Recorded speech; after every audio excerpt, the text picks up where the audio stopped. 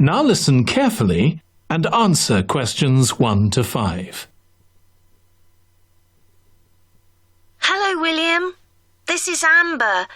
You said to phone if I wanted to get more information about the job agency you mentioned. Is now a good time?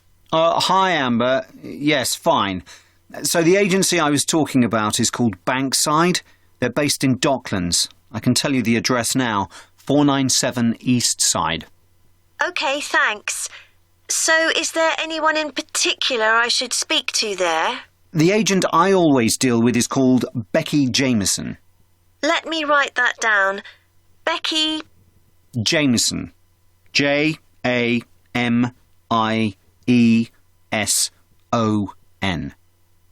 Do you have her direct line? Yes, it's in my contacts somewhere. Right, here we are. 07866 510 333. I wouldn't call her until the afternoon if I were you. She's always really busy in the morning trying to fill last-minute vacancies. She's really helpful and friendly, so I'm sure it would be worth getting in touch with her for an informal chat. It's mainly clerical and admin jobs they deal with, isn't it? That's right.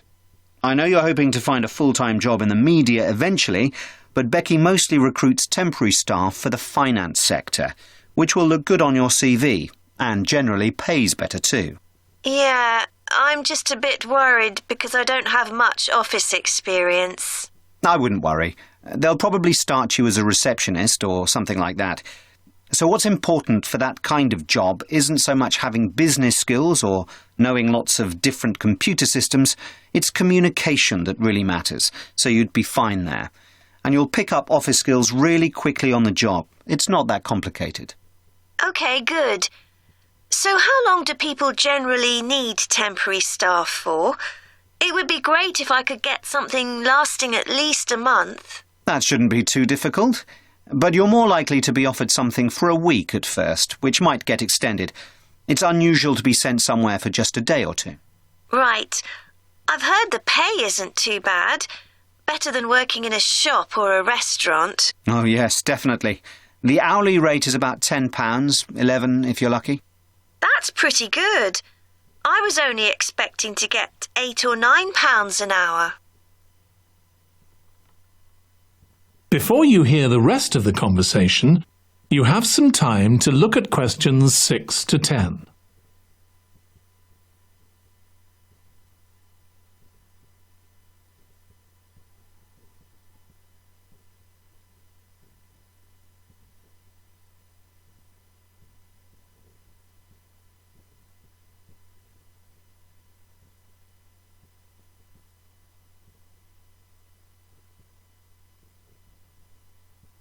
Now listen and answer questions 6 to 10.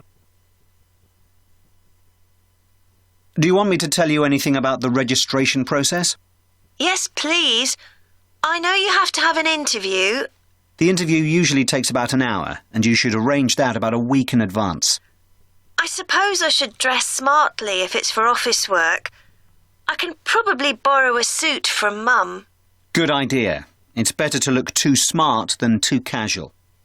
Will I need to bring copies of my exam certificates or anything like that? No, they don't need to see those, I don't think. What about my passport? Oh, yes, they will ask to see that. OK. I wouldn't get stressed about the interview, though. It's just a chance for them to build a relationship with you, so they can try and match you to a job which you'll like. So there are questions about personality that they always ask candidates, fairly basic ones, and they probably won't ask anything too difficult, like what your plans are for the future. Hope not. Anyway, there are lots of benefits to using an agency. For example, the interview will be useful because they'll give you feedback on your performance so you can improve next time. And they'll have access to jobs which aren't advertised. Exactly. Most temporary jobs aren't advertised. And I expect finding a temporary job this way takes a lot less time. It's much easier than ringing up individual companies. Yes, indeed. Well, I think I've covered everything. That is the end of part 1. You now have 1 minute to check your answers to Part 1.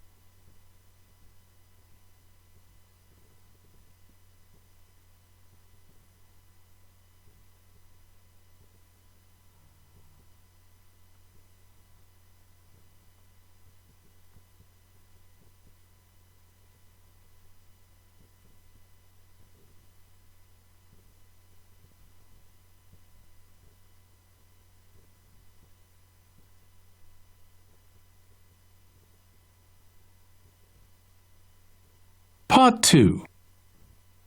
You will hear a woman giving a presentation about a holiday on an island in Britain that her company organises. First, you have some time to look at questions 11 to 14.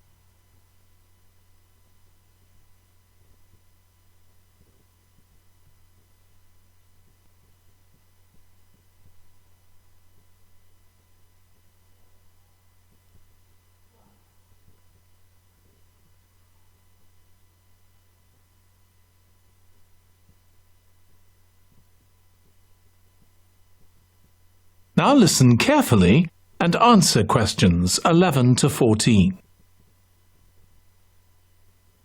Good morning. My name's Erica Matthews and I'm the owner of Matthews Island Holidays, a company set up by my parents. Thank you for coming to this presentation in which I hope to interest you in what we have to offer. We're a small family-run company and we believe in the importance of the personal touch. So we don't aim to compete with other companies on the number of customers. What we do is build on our many years' experience, more than almost any other rail holiday company, to ensure we provide perfect holidays in a small number of destinations, which we've got to know extremely well. I'll start with our 6-day Isle of Man holiday.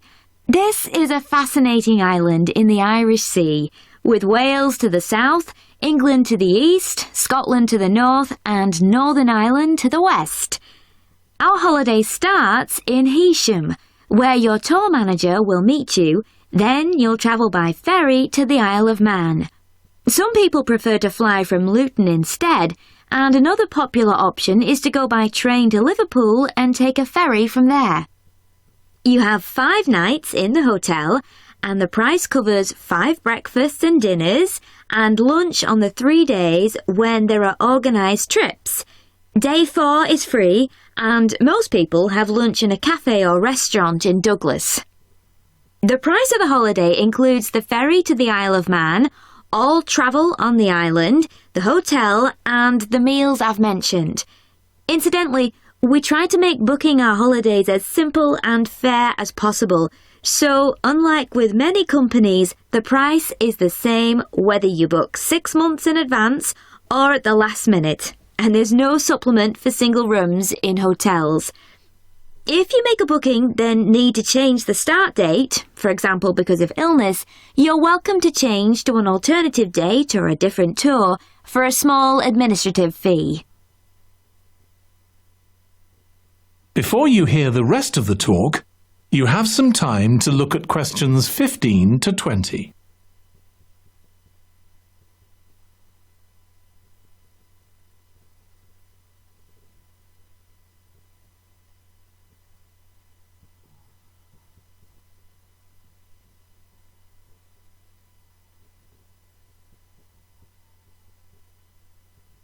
Now listen and answer questions 15 to 20. Okay, so what does the holiday consist of? Well, on day 1, you'll arrive in time for a short introduction by your tour manager, followed by dinner in the hotel. The dining room looks out at the river, close to where it flows into the harbour, and there's usually plenty of activity going on. On day 2, you'll take the coach to the small town of Peel, on the way calling in at the Tynwald exhibition. The Isle of Man isn't part of the United Kingdom, and it has its own parliament called Tynwald. It's claimed that this is the world's oldest parliament that's still functioning, and that it dates back to 979. However, the earliest surviving reference to it is from 1422, so perhaps it isn't quite as old as it claims. Day 3, we have a trip to the mountain Snaefell.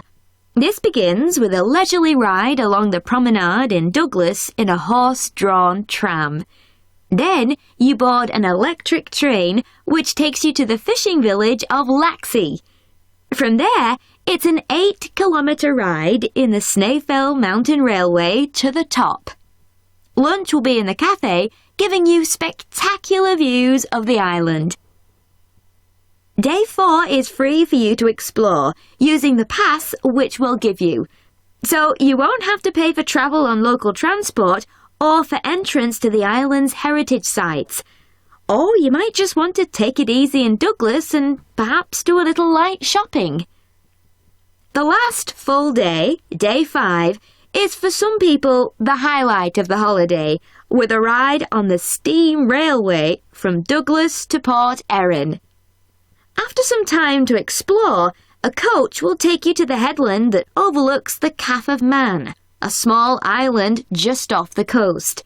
From there, you continue to Castletown, which used to be the capital of the Isle of Man and its medieval castle. And on day 6, it's back to the ferry, or the airport if you flew to the island, and time to go home. Now, I'd like to tell you a bit more. That is the end of part 2. You now have 30 seconds to check your answers to part 2.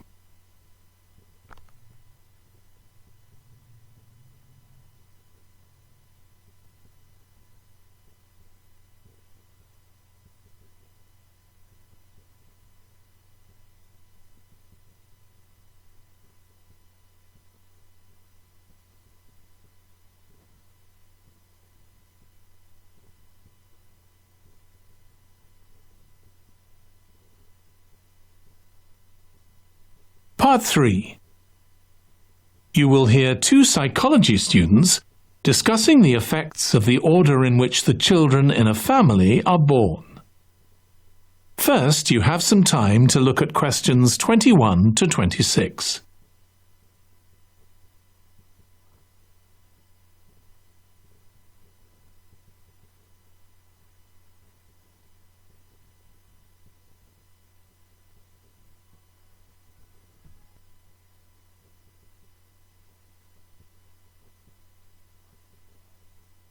Now listen carefully and answer questions 21 to 26. Ed, how are you getting on with the reading for our presentation next week? Well, OK, Ruth, but there's so much of it. I know. I hadn't realised birth order was such a popular area of research. But the stuff on birth order and personality is mostly unreliable.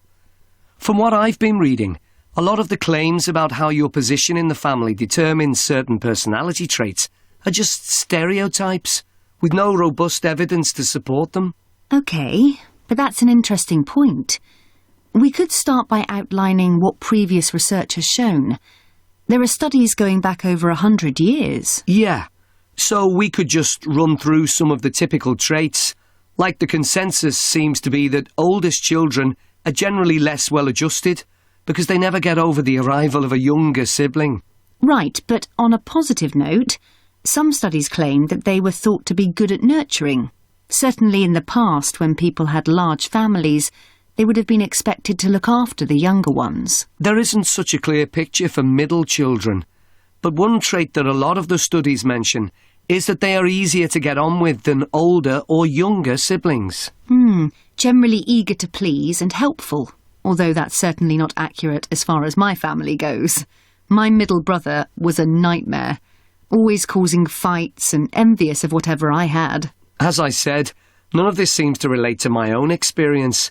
I'm the youngest in my family, and I don't recognise myself in any of the studies I've read about. I'm supposed to have been a sociable and confident child who made friends easily, but I was actually terribly shy. Really? That's funny. There have been hundreds of studies on twins, but mostly about nurture versus nature. There was one on personality which said that a twin is likely to be quite shy in social situations because they always have their twin around to depend on for support. My cousins were like that when they were small. They were only interested in each other and found it hard to engage with other kids. They're fine now, though. Only children have had a really bad press. A lot of studies have branded them as loners who think the world revolves around them because they've never had to fight for their parents' attention. That does seem a bit harsh.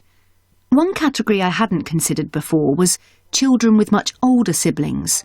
A couple of studies mentioned that these children grow up more quickly and are expected to do basic things for themselves, like getting dressed. I can see how that might be true, although I expect they're sometimes the exact opposite, playing the baby role and clamouring for special treatment. 27 to 30.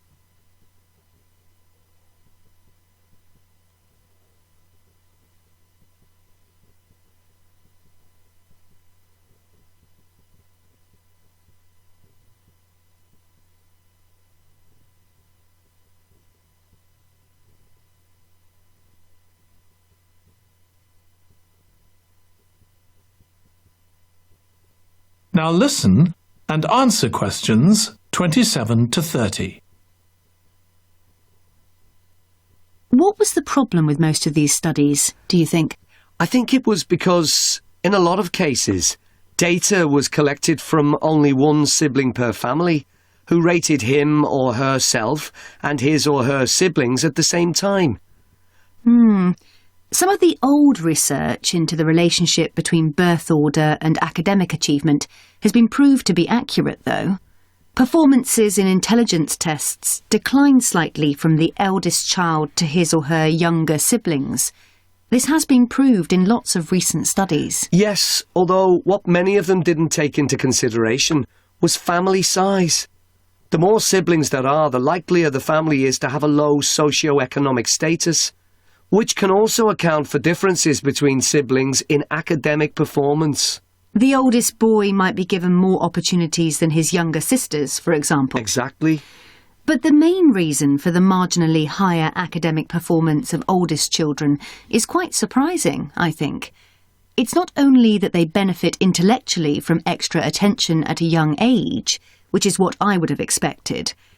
It's that they benefit from being teachers for their younger siblings by verbalising processes. Right. And this gives them status and confidence, which again contributes in a small way to better performance. So, would you say sibling rivalry has been a useful thing for you? I think so. My younger brother was incredibly annoying, and we fought a lot. But I think this has made me a stronger person. I know how to defend myself. We had some terrible arguments, and I would have died rather than apologise to him. But we had to put up with each other, and most of the time we coexisted amicably enough. Yes, my situation was pretty similar. But I don't think having two older brothers made me any less selfish. I was never prepared to let my brothers use any of my stuff. That's perfectly normal, whereas sometimes... That is the end of part 3. You now have 30 seconds to check your answers to part 3.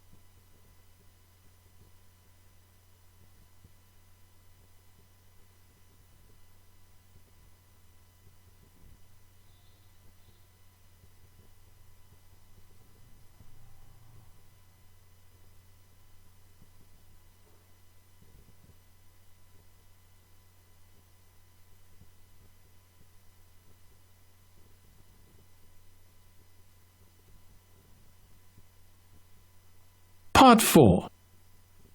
You will hear a student giving a presentation about a type of tree known as the Eucalyptus, which is common in Australia.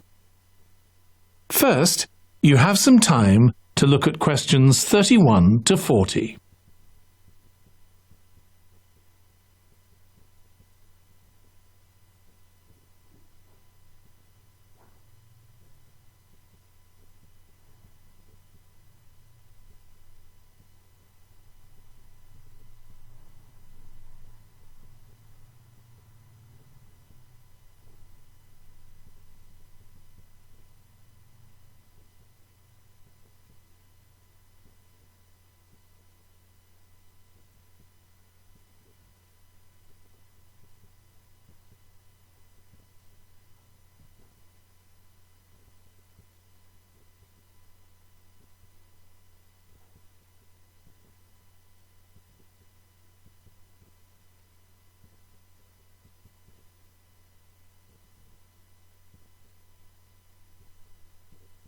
Now listen carefully and answer questions 31 to 40. Today, I'm going to talk about the eucalyptus tree. This is a very common tree here in Australia, where it's also sometimes called the gum tree. First, I'm going to talk about why it's important. Then I'm going to describe some problems it faces at present. Right, well, the eucalyptus tree is an important tree for lots of reasons. For example, it gives shelter to creatures like birds and bats, and these and other species also depend on it for food, particularly the nectar from its flowers. So it supports biodiversity. It's useful to us humans too, because we can kill germs with a disinfectant made from oil extracted from eucalyptus leaves. The eucalyptus grows all over Australia, and the trees can live for up to 400 years. So it's alarming that all across the country, numbers of eucalyptus are falling because the trees are dying off prematurely. So, what are the reasons for this? One possible reason is disease. As far back as the 1970s, the trees started getting a disease called Mundula yellows. The tree's leaves would gradually turn yellow, then the tree would die. It wasn't until 2004 that they found the cause of the problem was lime, or calcium hydroxide, to give it its proper chemical name, which was being used in the construction of roads. The lime was being washed away into the ground and affecting the roots of the eucalyptus trees nearby. What it was doing was preventing the trees from sucking up the iron they needed for healthy growth. When this was injected back into the affected trees, they immediately recovered. But this problem only affected a relatively small number of trees.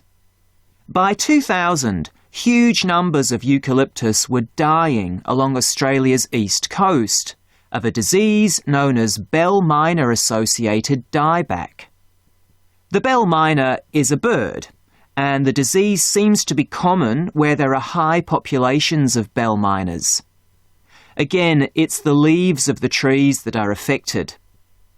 What happens is that insects settle on the leaves and eat their way round them, destroying them as they go, and at the same time they secrete a solution which has sugar in it.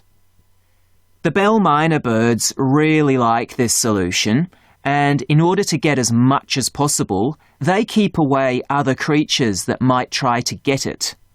So these birds and insects flourish at the expense of other species, and eventually so much damage is done to the leaves that the tree dies.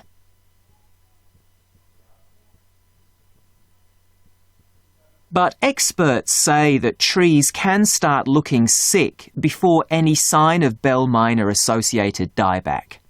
So it looks as if the problem might have another explanation. One possibility is that it's to do with the huge bushfires that we have in Australia. A theory proposed over 40 years ago by ecologist William Jackson is that the frequency of bushfires in a particular region affects the type of vegetation that grows there.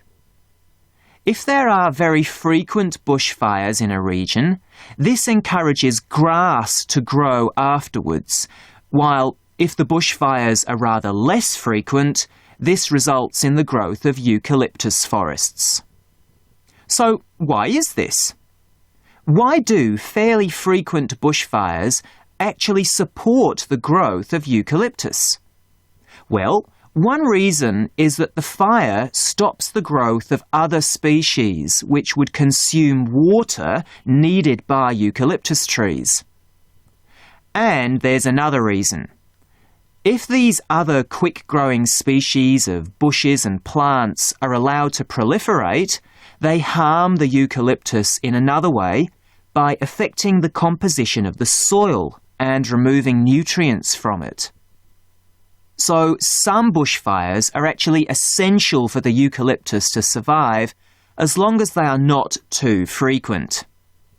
In fact, there's evidence that Australia's Indigenous people practiced regular burning of bushland for thousands of years before the arrival of the Europeans. But since Europeans arrived on the continent, the number of bushfires has been strictly controlled. Now, scientists believe that this reduced frequency of bushfires to low levels has led to what's known as dry rainforest, which seems an odd name as usually we associate tropical rainforest with wet conditions. And what's special about this type of rainforest? Well, unlike tropical rainforest, which is a rich ecosystem, this type of ecosystem is usually a simple one. It has very thick, dense vegetation, but not much variety of species. The vegetation provides lots of shade, so one species that does find it ideal is the bell myna bird, which builds its nests in the undergrowth there. But again, that's not helpful for the eucalyptus tree. That is the end of part 4. You now have 1 minute to check your answers to part 4.